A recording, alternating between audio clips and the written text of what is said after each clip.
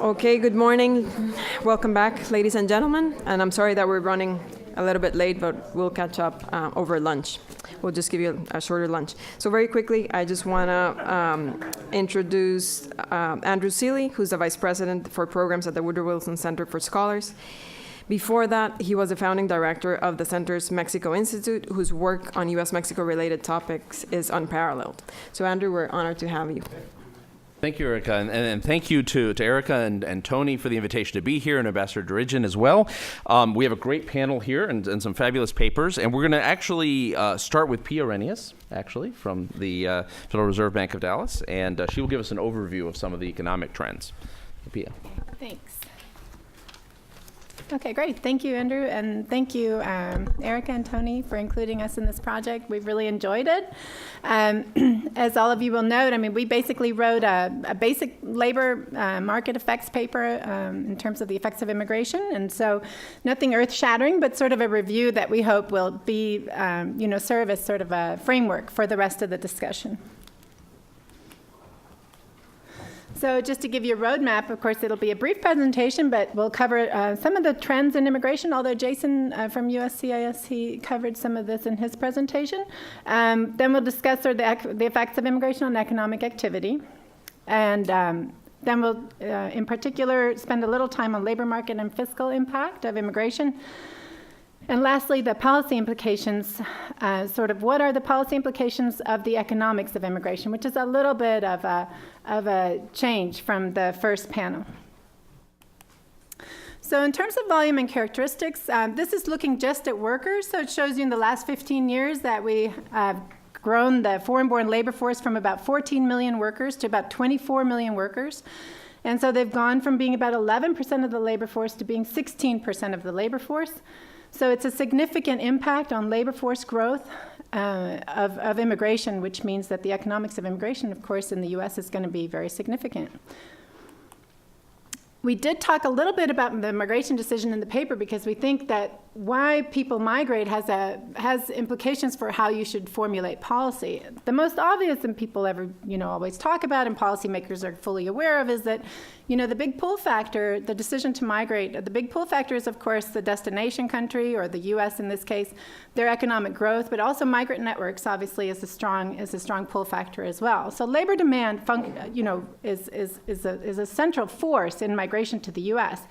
But what sometimes we forget is that push factors are also really important in terms of what are home country conditions. And I think we're talking about that more now that we've seen a huge slowdown in Mexican migration. And I know MPI and Dimitri's here just issued a nice report on that, looking at these changing dynamics of migration from Mexico, for example, given that macroeconomic conditions have improved so much there. And so home country conditions matter. And if you have a lot of unauthorized immigration, for example, one drawback with unauthorized immigration is that it's not just an outcome of labor demand in the host country, but it's also an outcome of push factors in the home country. There are, of course, costs and barriers that come into play with the migration decision. Geographic proximity is sort of a catch-all term for costs. I mean, the closer you are, in this case to the U.S., for example, if we take Mexico or Canada, I mean, the shorter the distance, usually the closer the cultural, historic, institutional ties and so forth. And obviously, we've had a lot of immigration from Mexico for just the simple reason of geographic proximity. 29% of our immigrants are from Mexico. So by far, I mean, the next largest source country is China, I think, with 6%. So by far, Mexican immigration dwarfs immigration from any other country. And then policy obviously represents a significant cost, or in many cases, an outright barrier. We the first panel did a great job covering some of the policy, so I'm not going to spend a lot of time on it, but just to summarize, in terms of the economics, looking at the economics of immigration, what's the significance of policy barriers to immigration? First of all is that we tend to restrict high-skilled immigration. We tend to restrict work-based immigration, and we have a system in the United States that, on the flip side then encourages family reunification. Most of our green cards go to family reunification. And because we limit work-based immigration, particularly of low-skilled workers, we do have a lot of unauthorized immigration as a result. This system that we have, these policies, have really led to a bias a skill bias in the immigration flows. Nearly 1/3 of the foreign-born lack a high school degree. This is largely, again, an outcome of so much unauthorized immigration and the policies that are in place. Family reunified immigrants, of course, have significantly lower education levels than other forms of immigrants. So what you can see here in blue bars, for example, is about 32% of the foreign-born lack a high school degree, whereas only about 10% of the U.S.-born lack a high school degree. Then the rest of the U.S. natives, sort of in the red bars, are concentrated in the middle of the education distribution.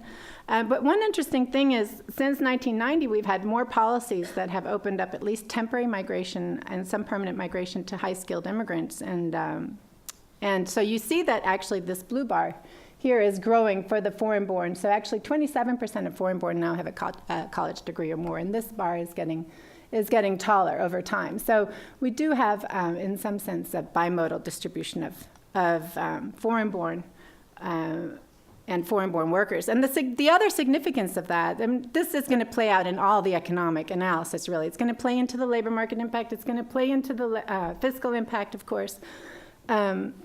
So this skill distribution has large repercussions.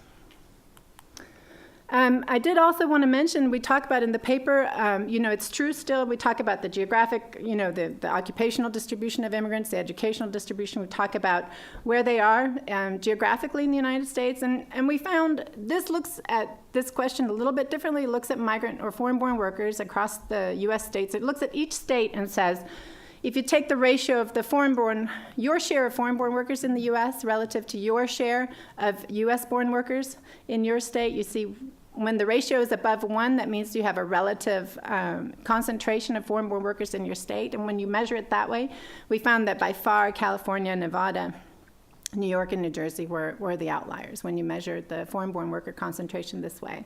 And then followed, of course, by Texas and Florida and Illinois. But the interesting thing was, the story really isn't so much anymore about the concentration of migrant workers in states, but really more so of the dispersion of migration away from gateway states. I mean, we saw this really begin in earnest in the 1990s, and it's continued. Although the recession did sort of throw a curve into that trend, but I think that trend will resume. Okay, what are the effects of immigration on economic activity? And I saw this morning that Center for Immigration Studies released a report by George Borjas, and he talked about this exact thing, so it's pretty interesting. What happens when you bring immigrants into the economy? Obviously, the primary beneficiary of immigration is the immigrant. So they benefit from higher wages, higher standard of living, and so forth, not just for themselves, for their children, and so forth. So the economic beneficiary is primarily the immigrant, but natives also benefit. They benefit first and foremost when you have more workers and the labor supply curve shifts out. You get lower prices for the goods and services that immigrants produce. Also, because immigrants tend to be different, especially when it's employment-based immigration, they tend to be quite different from natives. You have specialization of workers across tasks, across occupations. We saw that in the education distribution, right? The immigrants have different education levels generally than natives do. And so we get specialization in the labor market. When you have specialization, you get productivity increases. What we also see, and we talked a little bit, although the map didn't do a good job of showing that, was that immigrants are also more mobile, not only because they're coming into the country, so they're more readily seeking out growing labor markets, but also once they're here, low-skilled immigrants in particular are very mobile, and they move to expanding labor markets. And this leads to greater economic efficiency. This efficiency, in fact, there's been some work done on it, says, that the benefit from just more efficiency from mobility, the higher mobility of immigrants, is like on the order of $8 to $12 billion per year. What also happens with immigration, if you have more labor, you increase the return to capital, and that should serve as an incentive for investment. So that's another positive impact of immigration. All these effects, well, minus the increase in capital, but all these effects lead to what really a calculation, you could do a calculation of the immigration surplus, which is the benefit to natives that comes about from immigration. So this is how much does GDP or national income accruing to natives increase as a result of immigration. So I told you most of the gain, in hundreds and hundreds of billions of dollars, or trillions, if you will, are going to the immigrants themselves in terms of wage earnings. But how much do we get as natives from immigration? We get an immigration surplus, which is, well, I've calculated it $38 to $75 billion per year, depending on the assumptions that you make. And of course, in the study I saw this morning that George Borjas put out, he had the number at 35 billion. And so that's sort of a low end of this range. So, you know, you can argue that this is a very small piece of the U.S. economy, or you can argue that it's a large piece. The assumptions that underlie the calculation of the immigration surplus, they make certain assumptions about immigrant characteristics and how they affect, obviously, the labor market and whether they're substitutable or complementary to native labor. And that's going to affect the baseline calculation. The more complementary immigrants are, the more different they are from us, the more likely they are to be PhDs in physics, you know, when we produce very few of those. So the more complementary they are, the bigger the boost to the U.S. economy. So that, or the more they result sort of in spillover effects or other things which are hard to measure, the bigger the effect on the U.S. economy, the bigger the effect on the immigration surplus. There is another aspect. Some people talk about these economic benefits of immigration as the effects on economic growth. These are not actually growth effects. These are effects that happen, sort of don't change the growth trajectory of the U.S. economy. In modern economic theory, really, the economic growth comes from productivity growth. That's how you can raise standards of living without increasing, actually, resources. And this happens through innovation. Innovation and entrepreneurship is most of the ways that the modern models sort of you know, get results of higher rates of economic growth. And actually, it turns out that immigrants have a big role to play in innovation. And this is high-skilled immigrants in particular, particularly in STEM fields, so science, technology, engineering, and math.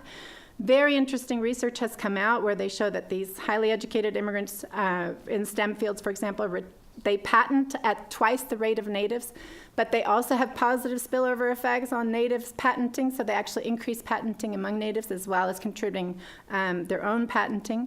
So that's a significant effect. We also have lots of research that shows that immigrants are more entrepreneurial, particularly in the high-tech industry, or overall that immigrants are about 30% more likely to start a business. And we saw in the recession in particular, when a lot of immigrants suffered in the labor market, that they actually became even more entrepreneurial. This is just to show you in certain STEM fields the overrepresentation of foreign-born workers. So if you look at all college-educated workers, you can see among medical scientists, 48% of medical scientists are foreign-born. That's almost half the labor force of medical scientists, computer software developers, chemists, physicians, mathematicians, and so on down the line.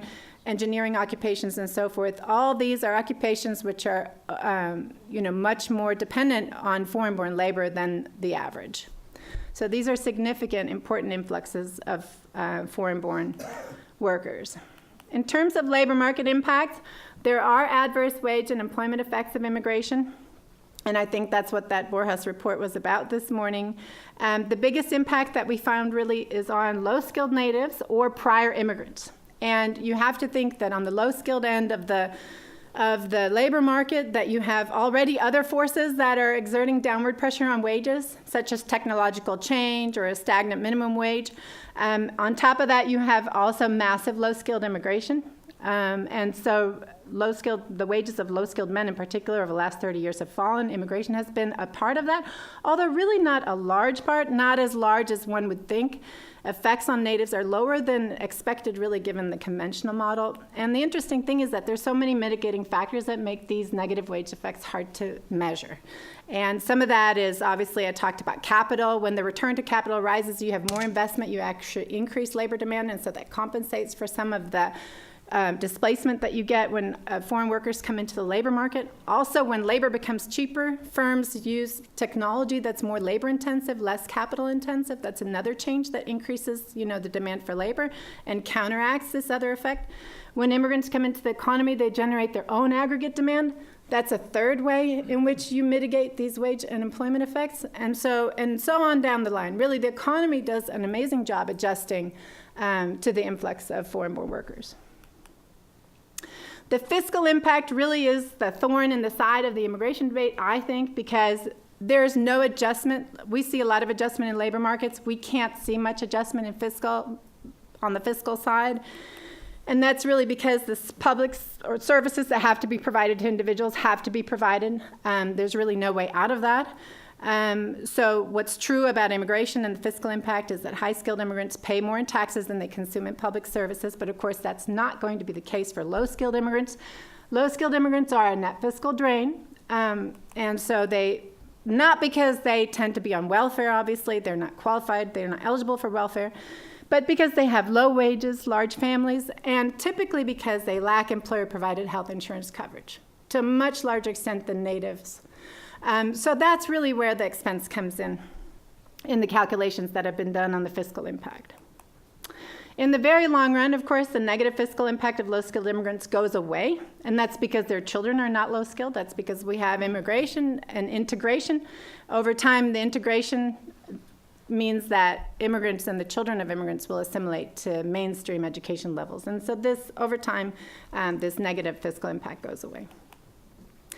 So the last slide really is when you take these economics of immigration, you apply them to policy, what do you get?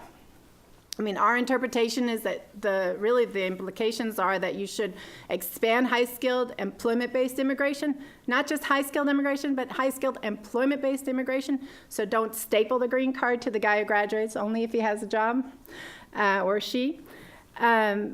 Why do we say expand high-skilled immigration? Because again, as I mentioned in the beginning, the great majority of our green cards go to family and humanitarian immigrants, 86%.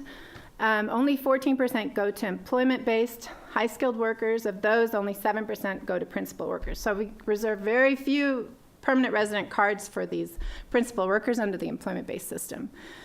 The other thing that needs to happen, of course, is that the LPR backlogs, these backlogs, especially for countries that are under the country quotas like India and the Philippines, Mexico, for example, these green card backlogs have to be resolved, and I hope that's something that comes out of the immigration reform.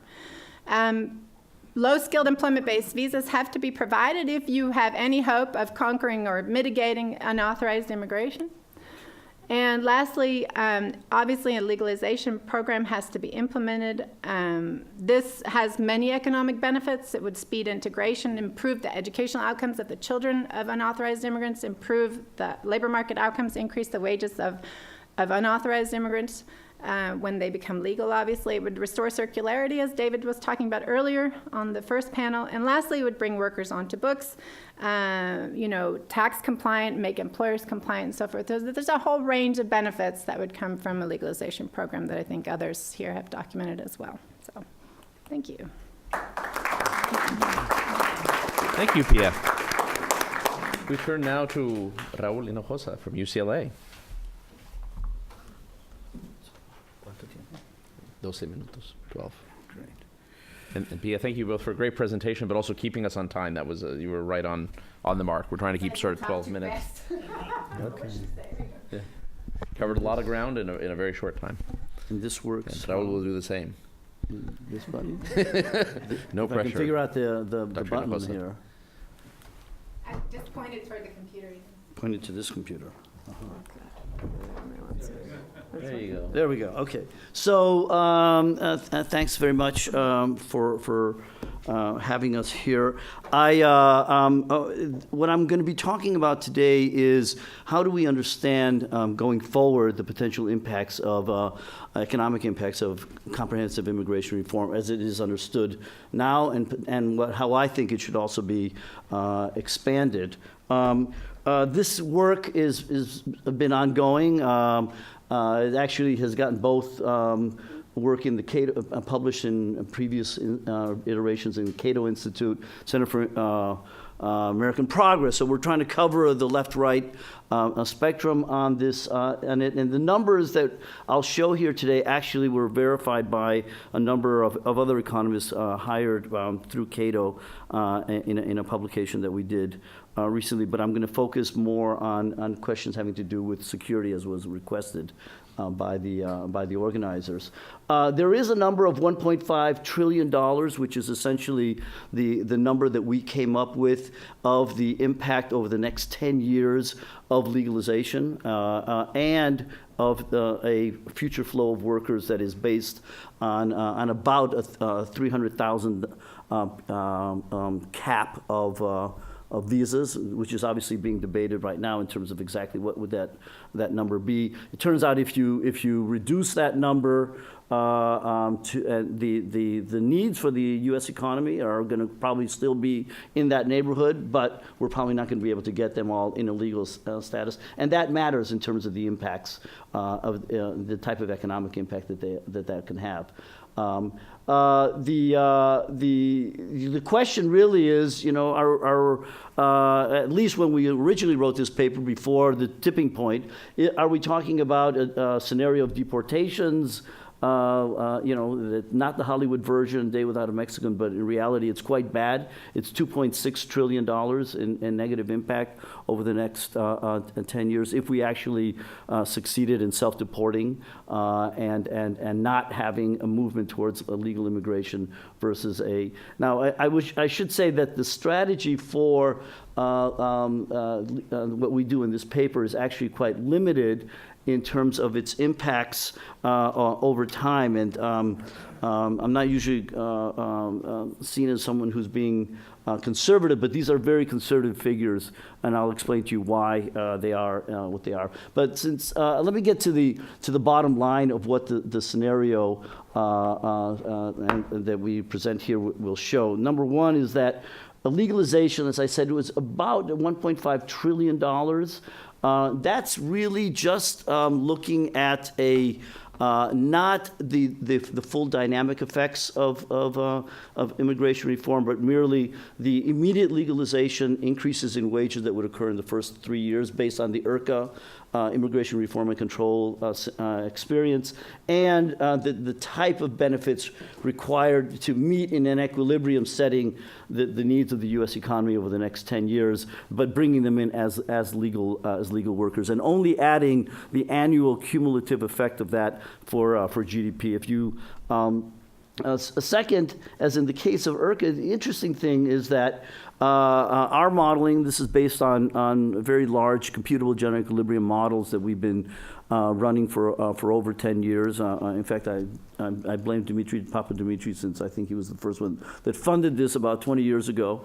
But we've been maintaining this transnational modeling work in the United States and in Mexico, and now adding Central America. What would be the impact of that, both on the demand side, particularly? The interesting thing, and of which there's evidence for this, is that the case of IRCA, legalization actually reduces the demand for immigration, in part by increasing wages, exactly what it does. In fact, I was just talking to my friend, the former mayor of El Paso here earlier, where we were discussing that actually the impact on El Paso in terms of losing a lot of its employment base as it moved to Juarez actually occurred before NAFTA. It occurred after IRCA, as the ability of workers to actually demand their rights increased the pressure, raising this bottom level floor, if you will, something that we saw also in Los Angeles. So there's both anecdotal evidence as well as historical evidence that this is in fact, and what we saw, and I'll show you some indications that after IRCA, the biggest drop-off ever in undocumented crossings actually occurred, where we model it as related to this raising of the floor of wages actually reduces this demand. The implications of this is that enforcement without legalization, as we'll see over the last 20 years, will not in and of itself reduce undocumented immigration, but rather legalization on the other hand, makes the need for costly enforcement approaches even less necessary. I think this is something that was, I think, brought out also by Migration Policy Institute, or implied in the Migration Policy Institute's latest discussion on this issue. And if we actually have is these three pillars be, as was discussed earlier, or enforcement, legalization, and future flows, if the focus, as has been the default, which is increased enforcement, the likely scenario is that we will continue the trend that we've seen over the last number of years, which is increased enforcement expenditures with virtually very little impact on the labor market clearing of the undocumented, but it will have a very dramatic effect on the profits of the drug cartels and the coyotes, who have made a killing over the last 10, 15 years as a result of the policies. We'll show some evidence of that. Now, again, these are primarily static effects that we show here. They do not include dynamic effects. What do I mean by that? If we look over time, and I do bring that up in the paper, over time, the real impacts do come in from the point of view of how the legalized generation incorporates itself into the labor market. We've been doing a study at UCLA for a number of years called the IRCA stories. The impact of the legalized generation of IRCA 20 years later. Many of them, actually students of mine at UCLA, their parents were of that generation. So we've been doing these work mostly in the California setting. Dramatic impact, which I'll show you, of that. The new Center for American Progress report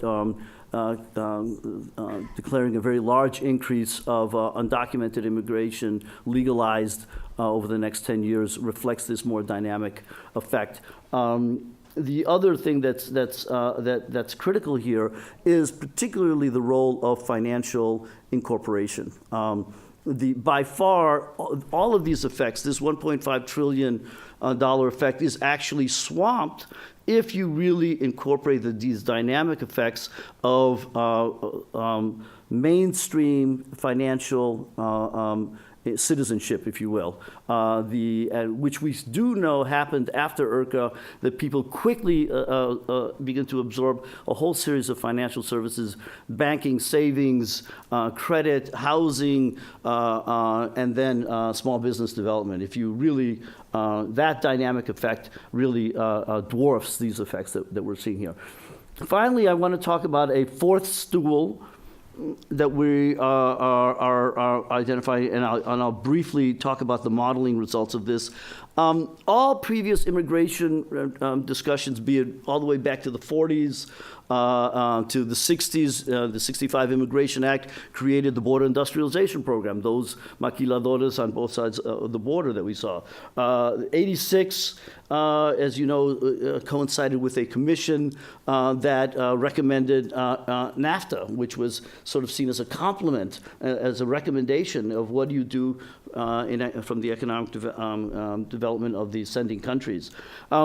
We are now working on with a group of folks, particularly from the Federal Reserve Board, World Bank, and IDB, on taking, in a sense, what would be necessary next step complement to 21st century immigration reform, which would primarily focus on financial reform, more rapidly accessing the ability for immigrants to incorporate themselves fully into the banking system in the United States, as well as immigration reform complemented with remittance reform. How do we get what is estimated over the next 10 years to be over $1 trillion of remittances out of the cash-to-cash, which it is primarily now over 90% still in a cash-to-cash environment, into a banking system that can allow for access to savings as well as the turning of this into investments.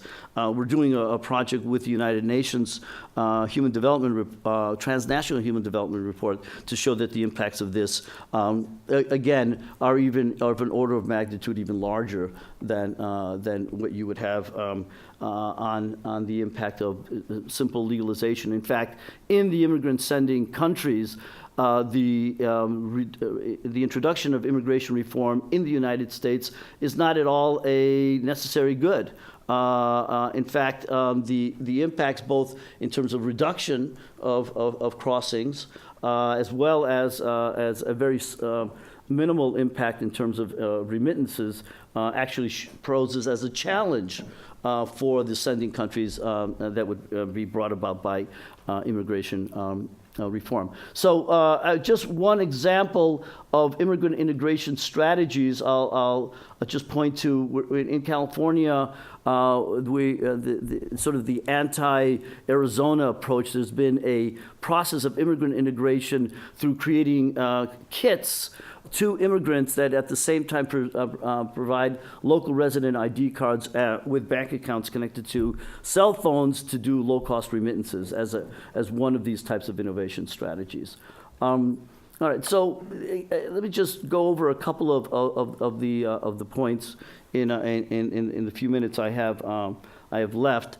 Is that over time, obviously, we've been seeing the increase of undocumented immigration, and the question is it what's really going on here? Well, what's interesting is that if you compare the apprehensions to expenditures, what's actually been happening is that the apprehensions have been much more related to the unemployment rate of the United States and not really the expenditures. I know this is a big debate on right now in terms of how you're going to look at the impact of apprehensions, but in reality what this has resulted in is that we have been spending more and more money on the border, and essentially the cost per apprehensions have gone up from about $270 per apprehension to over $3,000. If the projections are actually carried out into the current environment, or even projected in terms of what is the likely scenario after legalization, we would see these costs even skyrocketing. So the return on traditional forms of expenditures, which is basically patrol agents on the border, a very big part of it, including the safe, the electronic borders, are just basically not producing these results, and would not likely be the source of a reduction in undocumented immigration. In fact, what's interesting is that over this period of time, one of the biggest impacts has been the percentage use of coyotes, organized crime units, as the principal means by which people have been crossing the border, and the costs of these crossings have been rising as a result of this greater demand, such that we're actually it's been handing over through this expenditure into the hands of these organized crime units a great deal of the traffic, resulting in literally close to about $1 billion. It's gone up and down depending on the demand for immigrants in the United States, but it's rather significant amount of money. In fact, you could also relate it very closely. Expenditures on enforcement has actually resulted in a new problem that is even more costly to try to resolve. I'm only going to show you a couple of slides, and actually I'm going to show you one slide on the last time there was an IRCA implementation. Actually occurred during a time of rising unemployment. The results of the research that we show in the paper actually was from this period of time, which was nevertheless quite interesting, that we did have an increase in nominal wages for the recently legalized, as well as for the native workers. What our estimations look for then into the future is, in fact, a a dynamic where comprehensive reform, again, would be over a 10-year period of time in about 1.5 trillion. If we do a temporary worker program only in a sense that does not allow for the productivity benefits that Pia was talking about, the ability for immigrants to move more quickly across occupations to provide the productivity effects associated with legalization, it would be significantly lower. And of course, related to the mass deportation scenario, we have really, it's a no-brainer from an economic point of view what we should be doing. Thank you very much. Thank you, Raul. We're going to turn to Rodrigo Nieto-Gómez and for your presentation, Rodrigo. And he's from the Naval Postgraduate School, as you know, and you have his bio here, as you do with everyone else. Thank you very much. Okay. Thanks. So.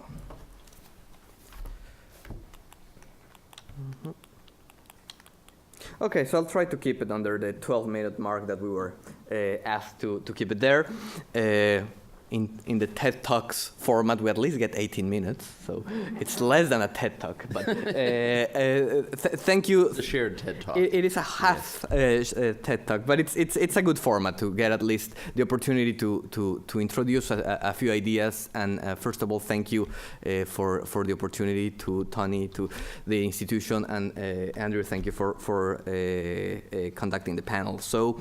You have the title there, Rebooting Immigration Policy Through the Socio-Technical Change. I won't go to all the details about what I mean by socio-technical and socio-technical systems, but I do want to take advantage of something that was already mentioned about the fantastic logo for the event today, and how you have two things that I like very much. So first of all, you have a system for the 21st century subtitle. That I like the word system there because this is what we're talking about, although this is a self-organized system that basically has formed as a result of multiple patchworks that have happened almost organically. And the idea of comprehensive immigration reform means that now we take that system and we try to redesign it with more coherence. The other thing that I like is the DHS sign, the CBP seal, the entry. So I like two things. First of all, to think that in the 21st century, we're still depending on a sheet of paper,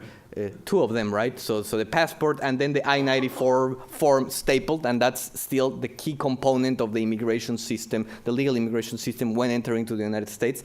The other thing that I liked is that the seal has the WT letters there, which is the waiver. The person who entered with the seal entered through the visa waiver program, and the T means that he was a tourist. So it's actually the person who has the least problems to enter to the United States.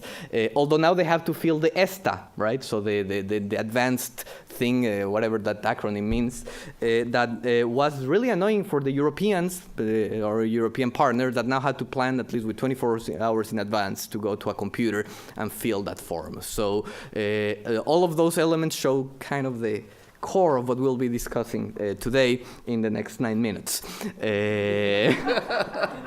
Because those were technological components that are scaffolding the immigration experience. A piece of paper, ink, a seal, a computer database that uses the ESTA system for a European to come. So all of those are components that define the immigration experience. So I won't go through all the theory on immigration theory, on socio-technical systems. I will mention this. So think about an engine, right? A motor, a combustion engine. And this is something that we understand as a system. We know that there are multiple parts that interact together. If we understand it correctly, we can fix it, right? So we can intervene. If we don't understand it, we call AAA.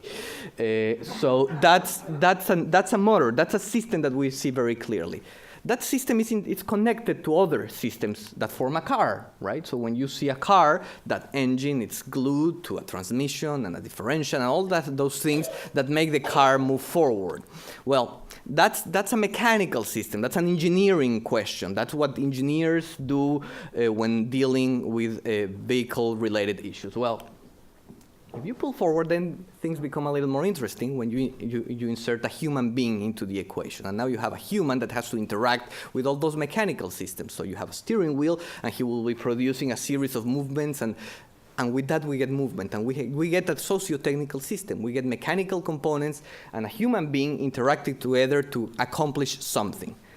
You move the scale up, and then you get a more complex system, right? You get the highway system, you get the transportation system. I like that photo because that photo actually looks kind of a little bit like some of the photos that we see for the legal points of entry, where you see the traffic and you see the cameras and you see the series of rules that scaffold that interaction. So for the purpose of this talk, I just will divide those components in three, and I'll say that socio-technical systems are formed by hardware, by humanware, and the rules, right? So the rules and that make that system work. Think of the traffic rules, think of the immigration rules.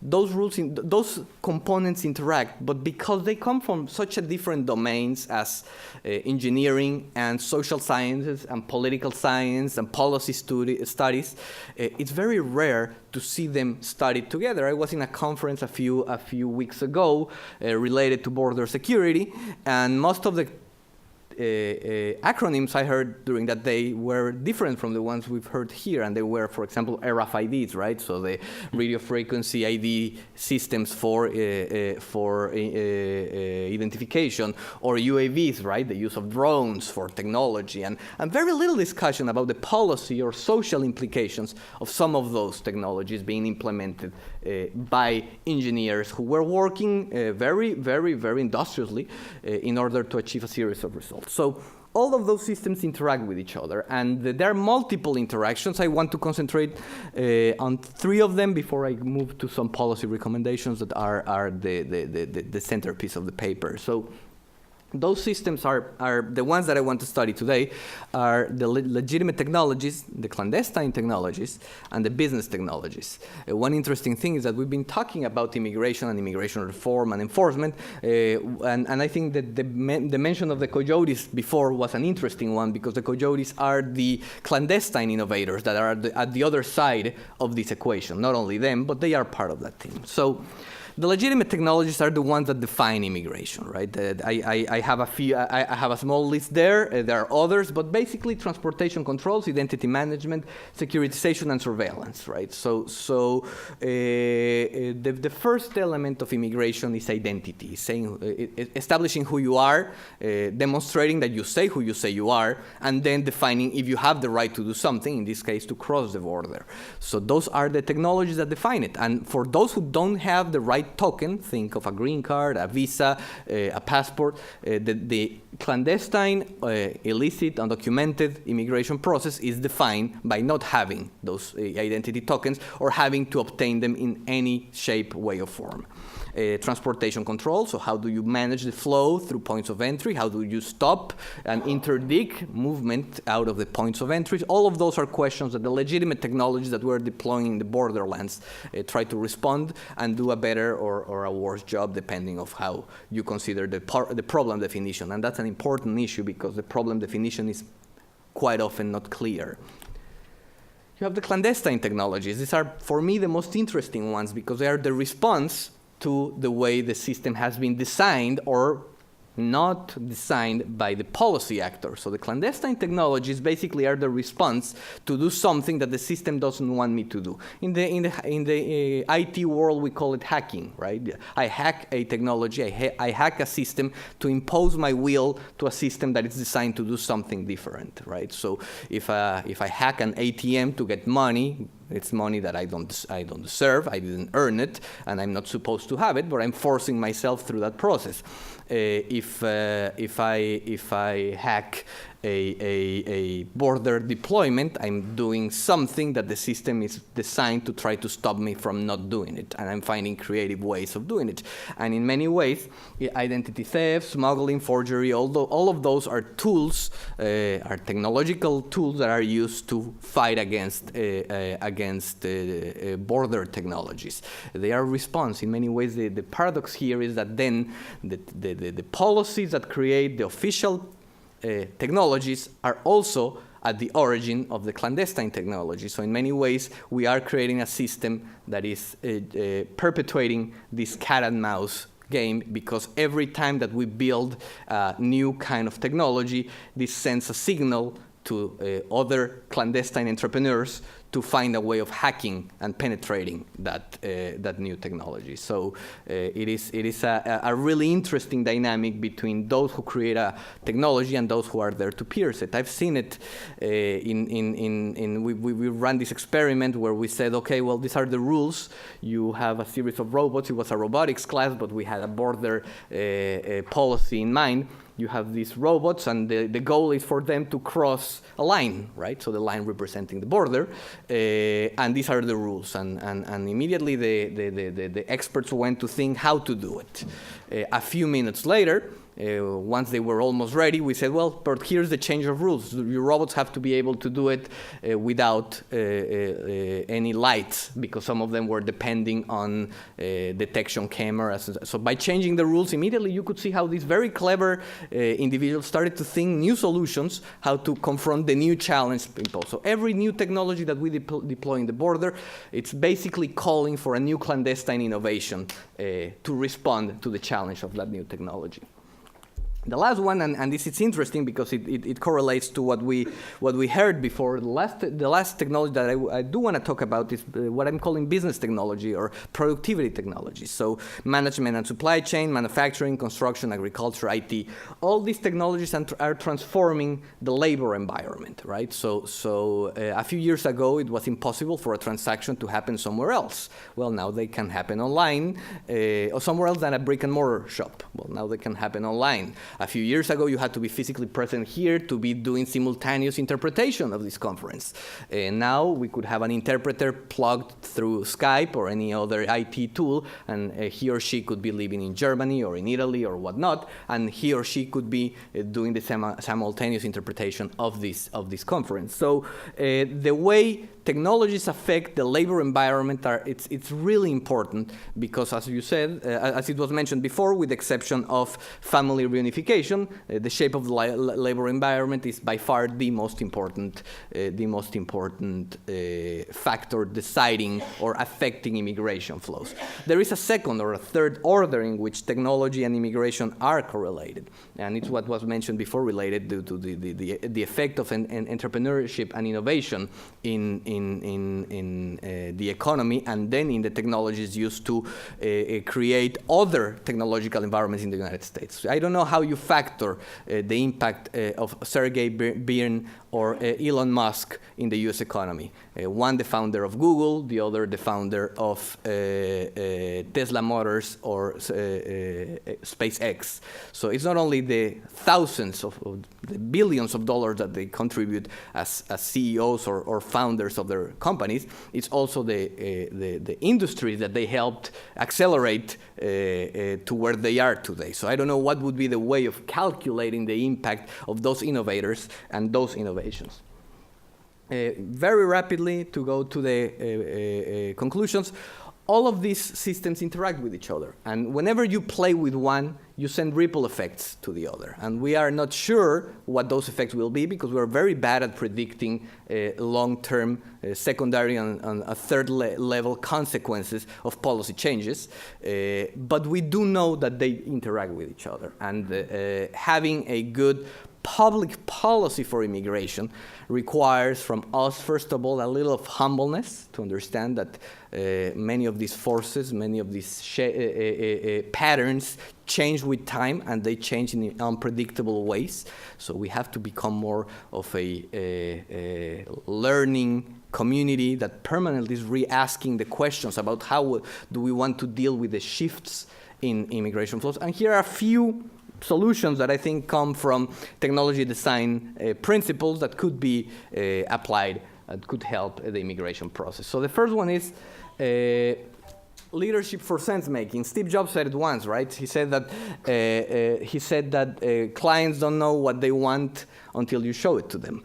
saying that what he meant by that is that if you keep asking individuals what they want for a better typewriter, they'll want a better typewriter and a cheaper typewriter. They will never imagine a computer because they don't even know that potential exists. So some of these transformations require for us to understand that leadership means to lead, means to be in the front, sometimes even despite what some opinions or surveys might be saying, whenever that has a technology implication, probably for everything else too, but at least when it has a technology implication. Adaptive designs, and I mentioned it before, that's a fluctuation around an attractor, right? So the issue of dealing with immigration is not unlike dealing with anything else, that it's a flow. We would never think of dealing with the challenges of international currency in a policy that will be fixed and we would never change again. That's why we have the Fed, and the Fed actively manages those flows. Immigration is a very dynamic environment. There is no reason why the movement of people would be less complex than the movement of capital. So thinking about how to deal with those challenges is really, really important. Risk management approaches, right? Everything in this life is about trade-offs, and the immigration policy and border security shouldn't be different. So we could probably secure the border, and defining what secure the border means would be interesting. If we deploy the whole military force of the United States, we use some anti-personnel mines, we allow lethal force, maybe some crocodiles swimming in Rio Grande, probably we could secure the border in the way people imagine it. It's actually a really bad idea to do it. So to deal with immigration is to deal with trade-offs, and to deal with border management is to deal with the trade-offs of policy, what you want to accomplish for securing the border against all the other objectives of your policy. Data and our aspirations. Nobody from UC San Diego? Well, this is an app that was developed by UC San Diego. I like everything about it, except that the only thing that I don't like is that I didn't participate in the team that built it. The app tells you what's the best time to cross the border. It's a very simple app. It's fantastic. It's using CBP information. It's already there. It was already there. But the way they made it in such a simple way, it's GPS enabled. So wherever you are, it'll find which is the best bridge for you, calculating distance, but also time, waiting time. It's fantastic. It's a good example of using a good technology to simplify a problem. They also want to crowdsource it. So now you can report actually how long it took you. So you compare to the CBP data, and we're saying that the CBP data is kind of optimistic in the way it reports it compared to what people are self-reporting took them to cross the border. And finally, the obsolescence path. We have to understand that any technology has an obsolescence path built within it.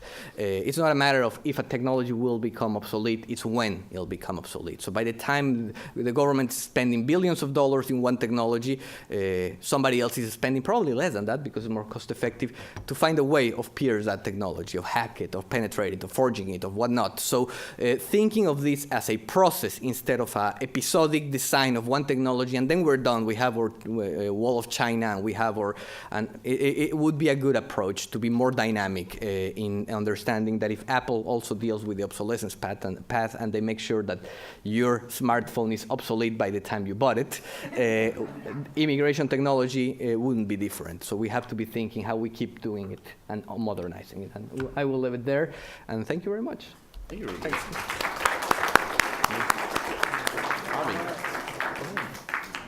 Robbie Totten from UCLA. So,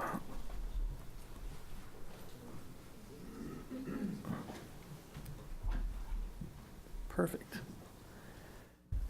All right, well, I'm Robbie Totten, and thanks for having me here today. Thanks for inviting me, Tony and Rice. I'm going to talk broadly about security and U.S. immigration policy as Congress gears up to really sort of debate comprehensive immigration reform yet again, and the public also gears up for this debate. I hope today to just kind of present some generalizations regarding the relationship between security in U.S. immigration policy. And you can just see on this screen here, there's two sort of very different images, at least from the way we perceive them today. So you have Ellis Island on the top, which today is seen as sort of a refuge for immigrants, America being a refuge.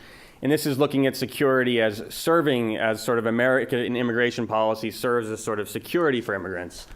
And then on the bottom, of course, you have some barbed wire, which gives a different image, and that gives the image more of a fortress America, and perhaps a sort of dialogue you'd hear in the media soon after 9/11 was that the border needs to be secured in order to prevent terrorists from somehow crossing. That would be another side of dialogue. So we have these kind of different images regarding security and U.S. immigration policy.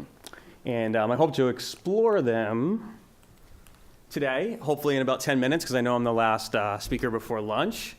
And I'm hoping to do this by just presenting the research questions that I ask in my paper, and then I'll provide you with sort of two general frameworks of our traditions of security that permeated throughout U.S. immigration policy discourse since the founding of the country.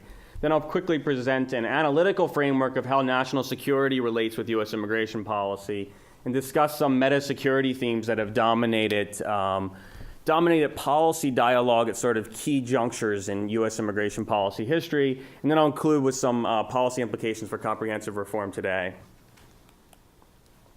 So in my paper, just to kind of give you some groundwork of sort of the generally area I'm talking about, I ask what is the relationship between security and immigration for the U.S. and how do national security objectives factor in the immigration policy, and how have they factored in the immigration policy across time, not just in this sort of post 9/11 security dialogue that's primarily about immigrant enforcement and terrorism, but how does actually national security objectives factor in the U.S. policy over time. So in my paper, I identify sort of two general security traditions that have permeated throughout U.S. Discourse when talking about policy with immigration. And one I've labeled the human security or human rights tradition, and the other one's the national security tradition. And I'm underscoring these two different types of thinking because the way we approach comprehensive immigration reform with what type of security mindset gets you a very different type of policies in the end. And human security is, of course, people-centered, and it focuses on protecting individuals, and it puts forth that the proper referent for security informing policy is, of course, the individual rather than the state. National security, perhaps this is how we typically think about it, security refers to the requirement to maintain the survival of the nation state to the use of the economic, military, and political power and the exercise of diplomacy. And here's where it gets a little interesting of how leaders kind of conceptualize security. Here's an example that kind of really kind of brings it out.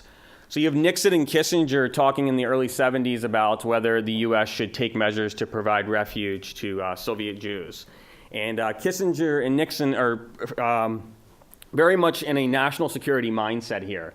And Kissinger states that they're caught on the Nixon tapes here, so they have no idea that this is ever going to be heard. And Nixon states privately, the immigration of Jews from the Soviet Union is not an objective of American foreign policy, and if they put Jews in the gas chambers in the Soviet Union, it is not an American concern, maybe a humanitarian concern. And Nixon, of course, responded by saying, I know we can't blow up the world because of it. So you can see these leaders thinking about security and immigration in very sort of power political terms. The security of the immigrant is not being considered here. And this, of course, contrasts with a different tradition that we often hear perhaps academics speak more of, and that's forming a U.S. immigration policy based on the idea of human security, which is, of course, encapsulated in the Emma Lazarus poem on the Statue of Liberty. Give me your tired, give me your poor, that America is sort of a refuge for the immigrants in the international community. So just quickly, what your security referent is will give you different ideas for reform, for comprehensive immigration reform. And one example is if you're a national security framework for U.S. immigration policy, you're going to want to see the legal immigration policy system reformed so that it focuses primarily on skills to get in workers that are going to help make the U.S. more powerful in the international system. And if you're focused on a human security perspective, instead you'd want to see the legal immigration system, all those spots available given to people persecuted in the international community. So now that I presented those two different ways of thinking about security, let's focus in on national security and U.S. immigration policy, because this is typically how it is often conceptualized by leaders. And I've just presented here a quick analytical framework of national security and U.S. immigration policy that has 3 dimensions, one of which is the economic and military, one's foreign policy, and one's domestic or internal security considerations. And with economic and military, if U.S. leaders are thinking about just pure security terms, they're looking to manipulate the size of and/or skills within the U.S. population in order to help assemble and operate advanced technologies and weaponry, build infrastructure, provide soldiers, workers, and secure and settle territory. That was during the 19th century. And in regard to foreign policy, U.S. leaders need to be mindful when they form immigration policy, what it's doing in the foreign policy realm. So nearly every state in the international system sends immigrants to the U.S. How the U.S. treats them, how the U.S. treats the relations with the states in these areas is going to have a pretty big effect on foreign relations. So the U.S. can use, and it has through its history, used its foreign policy to either please, harm, and bargain with foreign states. And finally, in regard to domestic or internal security, the United States, of course, from a national security perspective, needs to take measures with their immigration policy to prevent sort of these domestic catastrophes, such as epidemics, widespread crime, spying, terrorism, and some type of ethnic violence. So in my paper, I focus on the sort of key junctures in U.S. immigration policy, and I show the type of security ideas that were dominating the thought as leaders were sort of approaching reform during these periods. So this is a very, very simple sort of periodization of U.S. immigration policy. But if we focus on sort of from 1776 to the 1921, the quota law, you virtually have an unregulated federal immigration policy. Of course, there's qualitative regulation. There's restrictions coming in the late 19th century that have a lot of qualitative significance, but not that much quantitative significance. And the type of dialogue when leaders were putting this policy in place in the early 19th century was they were pretty much concerned about attracting immigrants as workers and soldiers to help make America more powerful. America's geopolitically very insecure during this period. Obviously begins as 13 measly states. And there's a lot of talk about bringing in immigrants to help sort of make America more powerful. And that sentiment shifts rapidly right after World War I. And right before the first quota laws enacted, you have several major domestic security problems occurring in the U.S. The quota laws are, of course, extraordinarily xenophobic laws, and scholars have done a very good job documenting this. There is a security component, though, that's sometimes overlooked. And right before the first quota law, you have the Spanish influenza, so roughly 100 million people die worldwide. You have sort of widespread anarchist attacks in the U.S. at a level that would really be unacceptable today. And you also have sort of like the Ku Klux Klan very active in a lot of ethnic conflict during this period. So right before sort of this major law, you see a lot of domestic security considerations. And then prior to the 65 Act, the next major act we have, the 65 Act, of course, a common dialogue is that it's about civil rights, and that's, of course, part of the story. But the U.S. Immigration policy under the quota system was simply unacceptable for Cold War politics. The U.S. couldn't ask states to have their soldiers go to war for them, but at the same time reject their immigrants from being able to come to the U.S. So the U.S. needed a more sort of equitable immigration policy system, and you hear this a lot in the dialogue during the period. So that then brings us to our most recent period after 9/11, and you can see the sort of meta-security themes that dominated comprehensive immigration reform earlier in U.S. history. And during the recent period so far, our meta-security theme has of course been initially about preventing terrorism, which has subsided a bit as we get more and more years away from 9/11, and the terrorist issue initially got put onto unauthorized immigrants, and now the unauthorized immigrants issue has become sort of spoken as the primary security concern regarding immigration. And as a result, post 9/11, we of course have not had comprehensive immigration reform, but the immigration bureaucracy is restructured under the Department of Homeland Security. That always blows my mind when I hear that our immigration system structured under a department that's centered on preventing terrorism. So it's probably not surprising that a lot of immigration policy post 9/11 has been security minded. And of course, as a result, immigration enforcement has increased, border security spending has proliferated, as well as the proliferation of state and local actors. So if we just take a pure national security perspective and we look at comprehensive immigration reform and we want to make suggestions to leaders to what to think about in this realm, some things that come to mind are in regard to legal immigration, to make sure that a lot of these visas, or enough of these visas, are given towards attracting the talent necessary for the United States to remain competitive in the international system in the 21st century. There was, of course, a period as well during the Iraq and Afghanistan wars in which there was a soldier, sort of not enough soldiers available. So some thought needs to be into, from a national security perspective, in regard to immigrants and soldiers. And also the legal immigration system would need to be flexible so that more talent could be attracted in times of geopolitical crisis as needed. This is, of course, just from a national security perspective. And in regard to unauthorized immigration, from a domestic security perspective, what makes most sense is some sort of amnesty program, because the unauthorized immigrants need to be accounted for. This is from a pure domestic security perspective. And when leaders are forming policies and as they sort of debate these issues, it's really important for them to keep in mind foreign policy implications of their decisions. So a lot of immigration decisions are made for domestic reasons, and yet they do have foreign policy implications. So it's important that leaders keep that in mind. And I'm done. Robbie, thank you.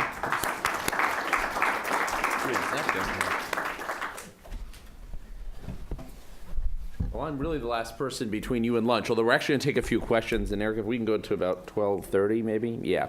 So we'll end by 12:30. So I'm going to be incredibly brief here. Let me make 4 sort of almost one-line points, which is, I mean, we've heard 4 very interesting presentations here, very incisive. Let me pull 4 things out of it. Well, 3 things, and then I'll make my own comment at the end. One is that immigration politics is often more about symbolism than reality, right? To some extent, we have to deal, and I'm looking around at Susan, Dimitri, Mark, and those that are in D.C., we have to sort of deal with the way things are as a debate is going on.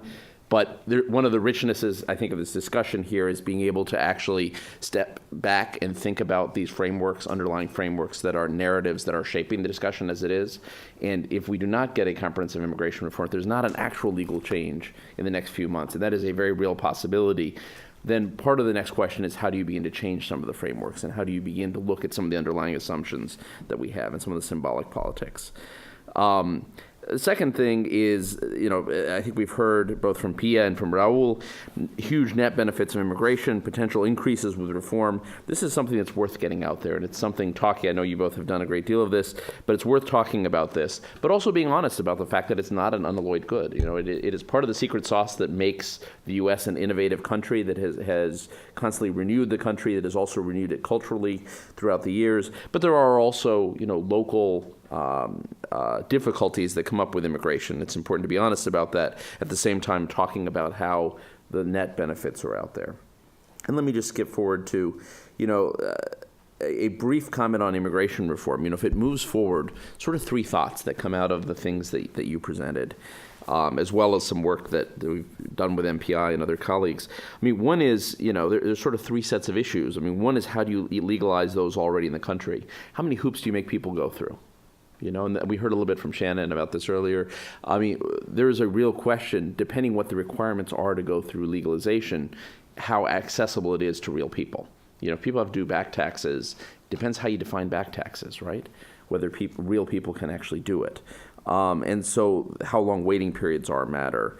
language requirements, things like that. So one is legalization, how you define it actually matters. Two, how you deal with future flows matters an enormous amount, right? I mean, do you simply do a traditional guest worker program, you redo the Bracero program, or do you do what we think people are actually moving towards in the Gang of Eight and others seem to be moving towards something very creative, which is thinking about flexible flows, right? An independent commission that looks at how many people come at different times according to the labor market, which actually builds up what Rodrigo said, which is really, taking into account the dynamic nature of immigration, making them portable, so you're not necessarily tied to one occupation, and thinking, do people move from temporary status to long-term status if they choose to, assuming most people will go home, but that part of what has always made immigration work in this country is the fact people can come to this country and make it their own. Right, and so how you build that in some sort of pathway without throwing the whole political community up in arms is a key question. And finally, and this is to the last two presentations, how do you enforce legal channels? Because there is an understanding that if you create real legal channels, you've got to actually enforce them in real ways. How do you do cooperation with sending countries? Because if you have a serious legal system, a serious immigration system, you can actually have that conversation with countries like Mexico and El Salvador. What do you do in terms of real enforcement? And Raul said this several times, but there's sort of a marginal returns right now on border enforcement. But there are other kinds of enforcement, primarily at the workplace, and perhaps we need to think of future flows coming from elsewhere besides the U.S.-Mexico border. So what are those forms of enforcement? And what do triggers look like? Because triggers have become the latest sort of fad in Washington. And so if we're going to do triggers before legalization, triggers on numbers of people crossing the border probably doesn't make sense. We can't really measure it, and it's probably not have much correlation to actually where future flows are coming from. But what sort of triggers do you put in place then? I mean, and maybe you want triggers on things you can actually measure, like certain kinds of expenditure or like E-Verify being deployed. And so, let's find triggers actually on things we can measure on outputs rather than things that we can't actually measure yet, because that actually can make a huge difference. This is a fabulous set of presentations. I think one of the great contributions of today, and I know Tony and Eric have been thinking about this, is actually both how do you get something out in the short term that has an impact that factors into the discussions going on, but knowing that this is going to be a long-term debate whether or not there's a reform. Also, how do you take some of the thinking here and begin to question some of the frameworks that we all have and the underlying assumptions, so that next time we have a debate, whether it is a second round, sort of figure out implementation of a reform, or reform falls apart and we have to go back to scratch and sort of think through how do you redo the system, we actually come at it with a slightly more thoughtful approach. And with that, let's open it up for questions, comments, tomatazos, lechugazos. That's throwing of tomatoes and lettuce for those that don't speak Spanish. Thank you guys so much. Robbie, I have a question for you. You set up these two different immigration security traditions, and you walked us through the national security one, but our country also has same timeline for the human security or human rights tradition, and I wondered if you could give us a bit of an overview of what that perspective would lend to the debate. Okay, I didn't hear the beginning part. You want to know how the human security perspective? Yeah, so we have debate. you walked us through from the beginning of the country to today with the national security framework, but we also have a tradition and a history on the human security, human rights one, even though it's not the dominant paradigm. But I wondered if you could shed a little bit of light on how that informs the current debate and how what the tradition is in terms of having some perspective on the human rights concerns around immigration and how that would factor in or could factor into the debate. Yeah, from a human rights security perspective. So at the end, I gave a sort of national security perspective in regard to what perhaps areas should be thought of in regard to comprehensive reform. But in regard to human security, so human security is interesting. So if you start with revamping the legal immigration system, so if you take a pure human security perspective, you would want to make those visas available to people that are really persecuted in the international community. So you'd want to change your system then perhaps from based on family reunification to something of those persecuted, something like more spots available for refugees, et cetera. Now, in regard to unauthorized immigration. I think the national security perspective and a human rights security perspective can get you to a sane policy outcome. So if you're concerned about national security, you're going to want unauthorized immigrants to be accounted for, right? Because they could pose some type of security risk, theoretically. And then from a human rights perspective, or human security perspective, you also want unauthorized immigrants to be accounted for to help to assimilate them better into society without problems, et cetera, as well as you want that done in a way that's going to be most humane, and as you were mentioning actually earlier in your presentation, concerned about children, et cetera. Now, in regard to physically securing the border, then human security and national security perspective is going to differ. So if you're just taking a sort of realpolitik guy, you're going to want to really kind of secure that border without much concern for the safety of those that perhaps will try to cross it. So with a human security perspective, you would want to take that into mind instead. Right in the middle there, I think one or two hands. My name is Masaki Yoshimori. I have two questions. First question is by immigration policy in the U.S. Changing. So, how impact the world economy when many high-skilled workers move in the United States? Second question, it's no federal data tend to improve, although that tempo is slowly. The beverage curve has shifted. Some economists pointed out the mismatching between skills and jobs in the U.S. labor market. By changing immigration policy, is it possible to expand the mismatch between a skill and a job? Who wants to take that here? There was a couple more questions. Sure. Right in the middle here. My name is Ford Frost. This is probably to Pia, but we talk about 11 million undocumented people in the country. I'm going to round down to 10 so I can kind of do simple math. I'm assuming probably 3/4 of those are working, so that's 7.5 million people. And I'm also going to assume that we have a turnover of around 10%.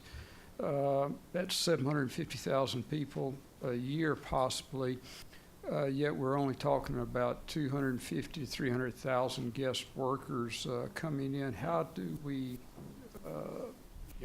keep up with the numbers? That seems to me that we're not really realistic in the numbers that we're thinking about bringing in as a guest worker program. And I'd add to that, Pia has a chart in her paper, which I don't think you showed, but it compares different countries and work-based visas. The U.S. is, I think it's 7% of real work-based visas, real work-based visas, versus every other country is 25% and above, actually, of industrial countries. So, yeah, big question. Anyone else before we go to do we have the panel? A couple comments are made. We know how many people we apprehend at the border, and comments are made that it's like unrealistic to know how many people actually come into the country illegally through the border. But is there any kind of statistic on that issue?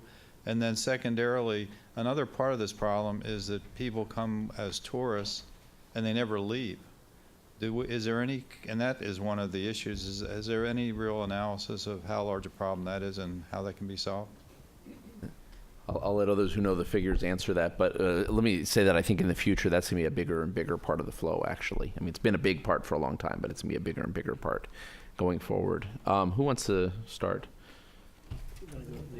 Okay. Do you want me to go? Okay. So I think your first question was why mainly high-skilled come to the United States, but I don't think that's actually, mainly high-skilled under employment-based legal immigration, yes. And then mainly low-skilled employment-based immigration is mainly unauthorized, just by the virtue of that there's labor demand and then, of course, the proximity of labor supply in Mexico and other countries, and then there's really no visas for those individuals, which creates this tension. And on your second question, a mismatch between skills and jobs, I think That's why it's a good question, because that's why it's important when the government passes reform not to try to micromanage. Like I almost, although all the research shows that the STEM workers are, provide all these benefits, it really worries me when the government thinks they can micromanage immigration, and so that they know more than the economy knows in terms of who they should bring in. So we've talked about, and I have a book on this with Madeline, about having an auction-based system where employers get to hire the foreign workers that they want. You just put a quota, but you don't say, oh, you have to be a STEM worker, or you have to, have blue eyes and black hair, or you have to be, tall or short. I mean, it's worrisome when the government, assumes and builds too many assumptions into the flows in terms of, oh, now we only like STEM workers, but we don't like doctors, or nurses. Now that's out of fashion. And so, but, 5-10 years from now, maybe that's what we really need. So it's a good question.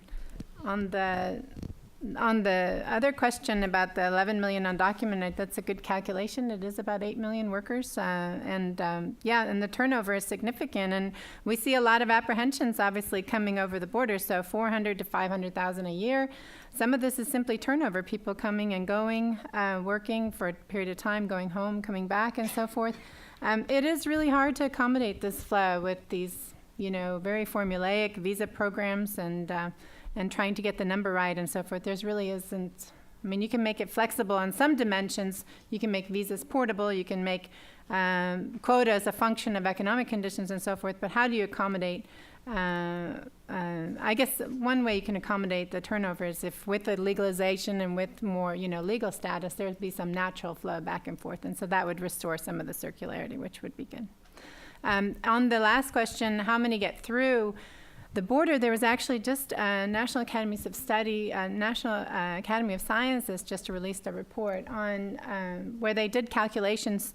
We can't know for certain how many get through, but sort of with probabilistic assumptions, I think the finding in the report was that we catch about a third on the border. So when you see the apprehension statistics, that's about a third of the actual flow.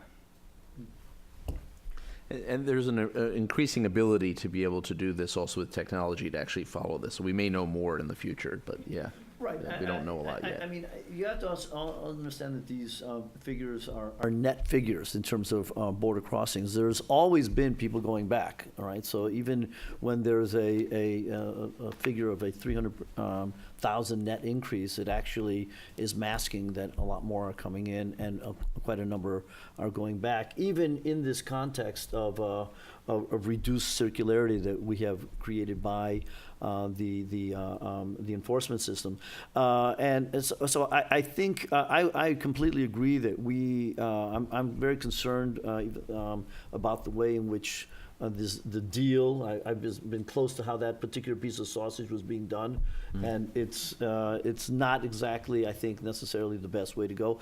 I would also not argue that the question is a guest worker in the sense of the traditional guest worker. What you really want to be able to do is have a portability of that visa to be able to go through different labor markets. I think auctions are a very good idea, and leave it quite open. I mean, I think, and the mismatch issue, I mean, I think has been mischaracterized to a certain degree. I mean, we actually have a lot of high-skilled visas right now compared to the projected demand, compared to the projected demand of lower-skilled workers in the labor market, and that we need.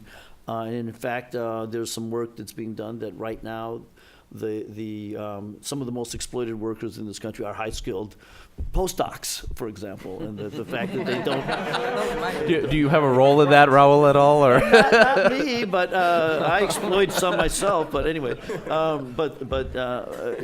there is an issue that we need to be thinking about. A much more open, I think, system is what really the economy needs to. This question of how much technology are we going to put into the borders, and somehow that is the magic formula to have his control of this, I think is going to lead us down to a very serious path, and that I don't think fundamentally solves the long-term economic needs of the country. And so far, I don't see that language or the language of more cooperative economic relationship where the vast majority of the labor market is coming from particular regions of Mexico and Central America for the next number of years, and that we need to think about there are going to be no more Mexicans potentially at some point, and when is that next wave? The day without coming Mexicans from? comes true. Day without Mexicans. Yes, which all had a hand in putting together. Rodrigo, I think you have the last word. Yeah. So first of all, I wanted to comment something that you said that I think you were completely right when you mentioned that immigration is also about symbols, and this is a policy space that it's heavily influenced by symbolic use of technologies. So many of the technologies that we have are aspirational in the sense that they are not performing what they are supposed to perform, but nevertheless they serve a political purpose to show something by the policymaker. So if we take the Peter Andrea's approach that what we have in the border area, it's a border game in which the second best scenario to actually securing the border is to look like you're doing something to secure the border, then if that's a border game, the border fence would be the ball in which we play that game. It's the artifact, is the tool of this symbolic policy. It's a very expensive PR campaign, but it is an effective, photogenic piece of technology that we can deploy and say, look how serious we are about deploying the border, securing the border.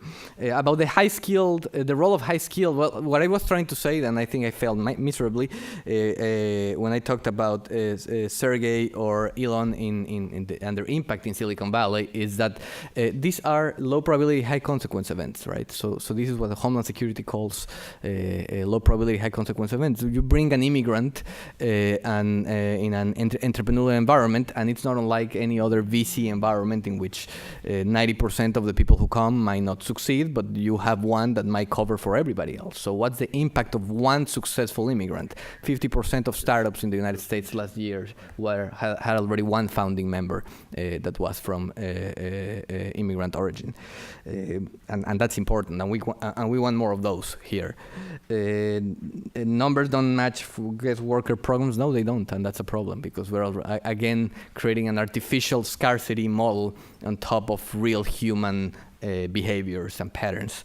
And about overstayers, I mean that's a big issue. I mean, and in part is driven by the emergence of the new Mexican precarious, fragile, but real middle class. So it used to be very simple. The very rich, you accept them. They come to Disney World and they have fun. The very poor, you reject them. It's very clear they want to immigrate. But for a consul now that's dealing with that new middle class, that pack in the middle, that the decision has become more and more difficult, and the Department of State is pretty much aware of that fact. So that's one part. The second, so overstayers is becoming more and more of an issue, and the second part is that the points of entry in themselves are also a key component of the smuggling behavior. So even if you secure the border with walls and all that stuff, as long as you still have the points of entry, that's still an issue. So. Great, thanks. Let's, Erica. Thank you, everyone, to the panelists, and turn over to Erica. Yeah, so please, public thank you. And thank you, Andrew. Just two quick announcements. We have 25 minutes to eat a box lunch, and right after that, we're gonna come right at 1 o'clock because our keynote speaker has to take a plane, so we can't start that one late. And also, all of the papers being presented today are available in our webpage. Thank you.